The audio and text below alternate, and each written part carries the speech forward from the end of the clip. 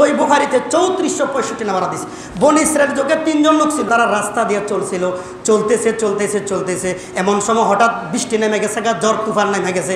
ওই সময় তারা পাহাড়ি এলাকায় ছিল বা মরুভূমি এলাকায়, যেখানে পাহাড় আর মরুভূমি ছাড়া কিছু নাই। তারা দৌড়াইতে লাগলো, আশেপাশে কোনো বাড়িঘর দেখা যায় না, কোনো ঘরবাড়ি নাই, কিছু আশ্রয় নেওয়ার কিছু নেই। তারা দৌড়াইতে দেখলো একটা গুহার, একটা পাহাড়ের নিচে গুহা যায়, গর্ত দেখা যায়। তারা দৌড় দিয়ে গর্তের মধ্যে ঢুকে গেল। আল্লাহর কি হুকুম, গর্তের ভিতরে ঢুকতেই উপর থেকে, পাহাড়ের উপর থেকে বিশাল বড় একটা পাথর গড়াইতে পইরা ওই গর্তের মুখটা বন্ধ হয়ে গেল। নাউজুবিল্লাহ। এবার তারা একে অপরকে বলতেছে যে আজকে 3 জনের আমাদের মরণ ছাড়া কোনো উপায় নাই। এক বন্ধু বলতেছে, দোস্ত আমার, ভাইয়েরা আমার, একটা কাজ করো, জীবনে যদি কোনো নেক আমল করে থাকো, জীবনে যদি কোনো ভালো আমল করে থাকো, ওই আমলের উসিলা দিয়া আল্লাহর কাছে একটু প্রার্থনা করো না, হয়তোবা আল্লাহ আমাদেরকে আজকে মরণ থেকে বাঁচাইয়া দিতে পারে। সুবহান। একজন আল্লাহর কাছে বলতে শুরু করলো, ইয়া রব, ইয়া আরশের মালিক, হে রব আমার, হে মালিক আমার, আমি একজন কামলান ছিলাম, তার সাথে কথা ছিল আমি তাকে এক টুকরি অথবা এক টুকরি চাউলের বিনিময়ে তুমি আমাকে সারাদিন কাজ করে দিবা। সে রাজি হয়ে গেল, সারাদিন কাজ করলো, কিন্তু কাজ করার পরে সে এক টুকরি চাউল না নিয়ে চলে গেল। সে এক টুকরি চাউলকে বিক্রি করলো, এক টুকরি চাউল বিক্রি করে একটা ছাগল কিনলো।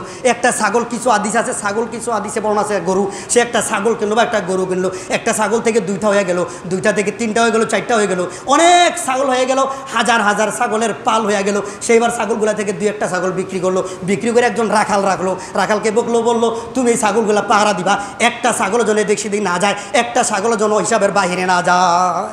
অনেক বছর পর হাজার ছাগলের পাল যখন হয়ে গেছে, তার ছাগলগুলো আলাদা, তার রাখালগুলো আলাদা। এবার ওই যে কামলা মালিককে এসে বলতেছে, মালিক আমার, আপনার মনে আছে কিনা, আমি আপনার একদিন কাজ করছিলাম, কথা ছিল আমাকে এক টুরি চাউল দিবেন, আজকে আমাকে ওইটা চাউলগুলা দিয়া দেন, আমি তো ওই দিন না নিয়ে চলে গেছিলাম। এবার মালিক বলতেছে, আরে আমি তো তোমাকে খুঁজতেছি, শোনো, ওই যে হাজার ছাগলের পাল দেখা যায়, অথবা ওই যে গরুর পাল দেখা যায়, ওই যে রাখালগুলা দেখা যায়, সবগুলা তুমি নিয়ে যাও, সবগুলা তোমার। সুবহানাল্লাহ।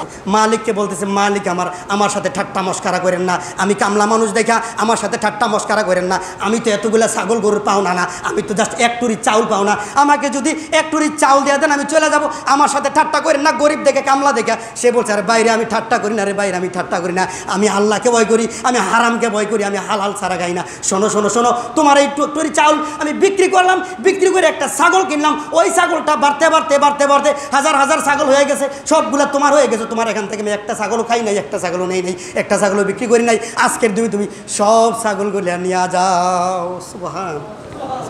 সে গরিব মানুষ, কামলা মানুষ খুব খুশি হয়ে গেল, সে ছাগলগুলা নিয়ে চলে গেল। আল্লাহ, ওই দিন আমি ইচ্ছা করলে আমি একটা ছাগল দেয়া সবগুলো ছাগল রেখে দিলে পারতাম। আল্লাহ, ওই দিন আমি ইচ্ছা করলে একটু চাউল দেয়া সব ছাগল রেখে দিলে পারতাম। আল্লাহ, ওই দিন তার সাথে আমি মিথ্যা কথা বললে পারতাম, ওই দিন আমি হাজার ছাগল না দিলেও পারতাম। সে কিন্তু জানতো না, আল্লাহ মালিক আমার, আমি তোমাকে ভয় করছিলাম, আমি হারামকে ভয় করছিলাম। আল্লাহ, তোমাকে ভয় করে আমি সব ছাগলগুলো দিয়ে দিছিলাম।